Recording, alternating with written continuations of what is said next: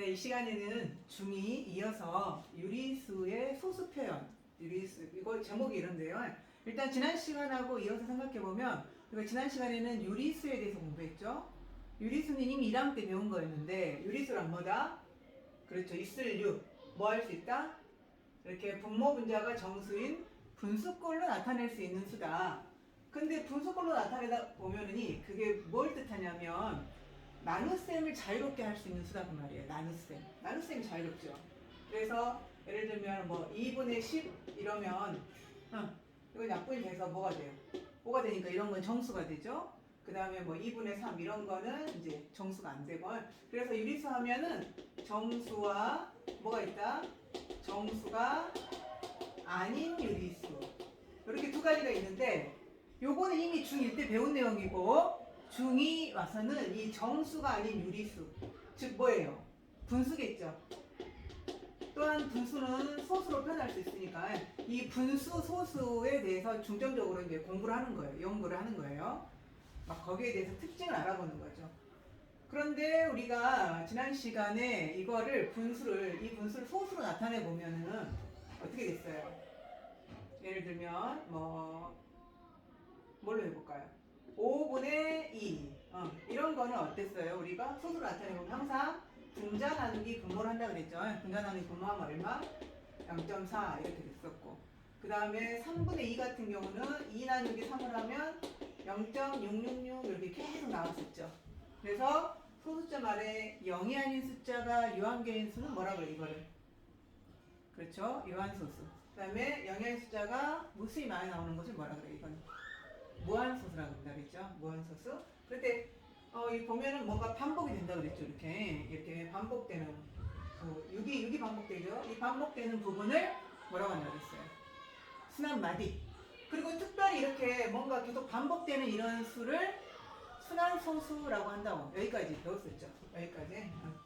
그래서 순환소수는 그 순환마디 위에 점을 찍어서 나타낸다 그랬죠. 점을 찍어서. 그래서 0.6. 요거는 순환마디 하나니까 점 하나만 찍고, 2개면 점 2개 찍고, 3개, 4개 더 많아질 때 3개부터는 처음하고 끝만 찍어준다 그랬죠. 그런 것들을 알아두시면 되죠. 그러면 이제 이 시간에는 뭘 하려고 그러냐면요. 이 유한소수와 이 순환소수에 이거에 대해서 한번 생각해 보려고 하는데, 지난 시간 선생님이 마지막에 그걸 했어요. 이렇게 분수를 나타내면 유한 아니면 무한이겠죠.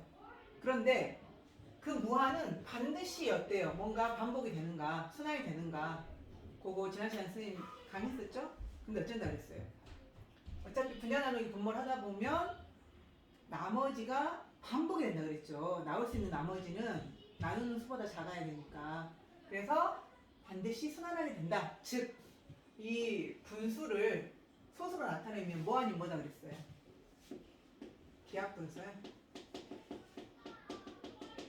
분수를 소수로 나타내면, 기하분 소수로 나타내면 뭐 아니면 유한소수 아니면 뭐가 된다?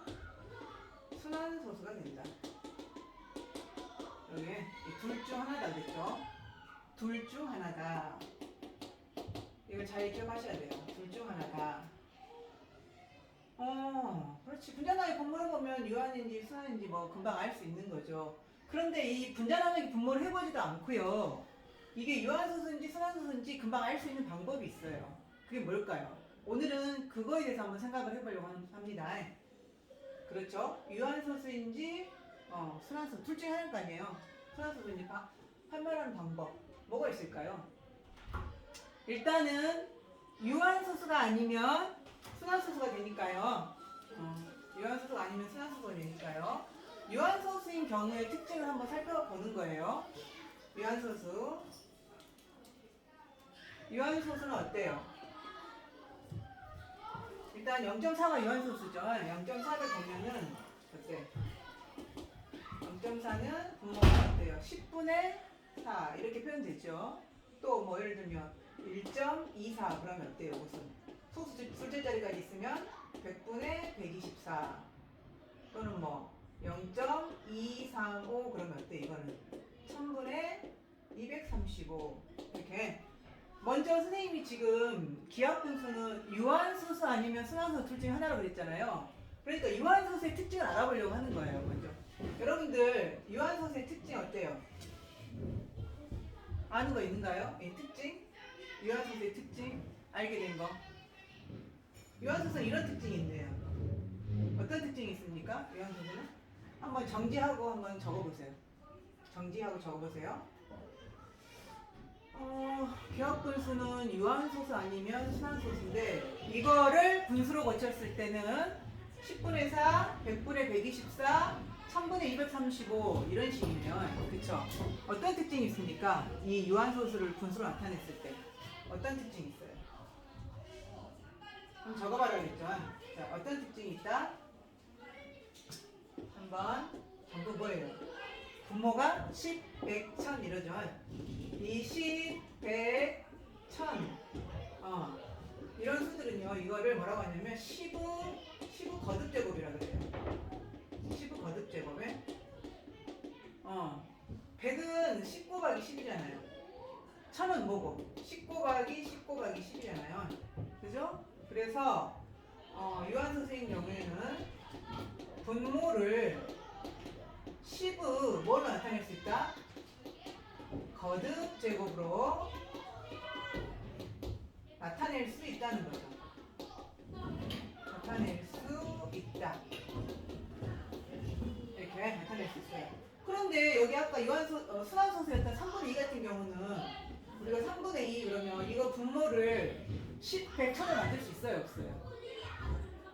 네, 없어요. 그러니까 유한소수가 아닌 거예요. 유한소수 아니면 무조건 뭐예요? 순환소수가 되는 거죠. 왜 만들 수가 없습니까?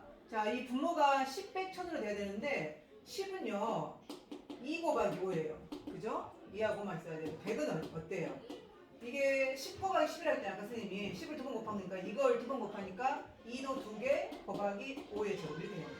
그 다음에 1000은 동그라미 3개니까 2의 세제곱 곱하기 5의 세제곱 이런 식으로 쭉 가는 거예요. 그러니까 분모의 소인수가 뭐하고 뭐만 있게 돼요? 2나 5만 있게 되죠. 그렇죠? 그 특징, 이 특징을 찾을 수 있는 사람이 유한소수는 분모를 10의 거듭적으로 나타낼 수 있구나. 그러니까 분모의 소인수가 뭐하고 뭐만 있어야 돼요? 2나 5만 있어야 되는데 여기 3이 있어버리니까 여기다가 우리가 분모 문제였던 같은 수를 곱해가지고 같은 분수를 만들잖아요. 아무리 어떤 수를 곱하려고 해도 분모가 10, 100, 1000으로 안 떨어져요. 그러니까 얘는 유한소수가 아니다. 유한소수 아니면 뭐예요? 바로 순환소수다. 이렇게 하면 되죠. 너무 쉽죠? 심플하죠, 심플. 그러니까 4번 이제 오늘의 하이라이트. 분수를 소수로 나타냈을 때 분자나누기 이 분모를 하지 않고도 유한소수인지 순환소수인지 판별할 수 있는 방법. 그거를 한번 유한소수 판별법이라고 써봅시다. 유한소수 판별법.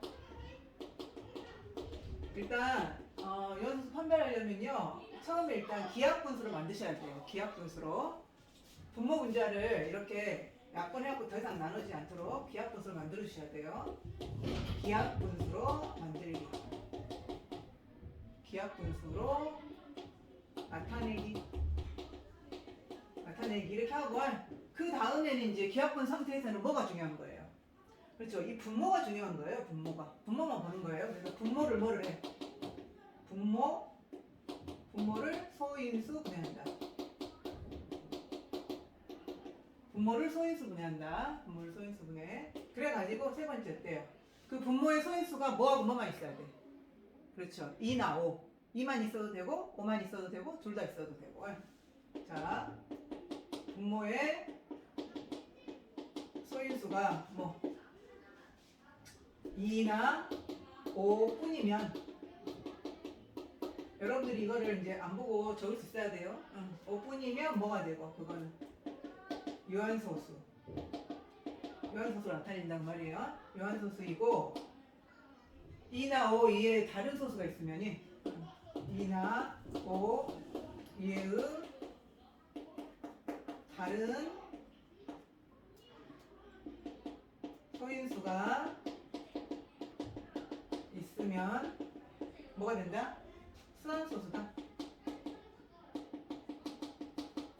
여기까지 다 했습니다. 한번 잘 정리해 보시고요. 이제 문제를 풀면서 한번 적용해 보시기 바랍니다. 이상입니다.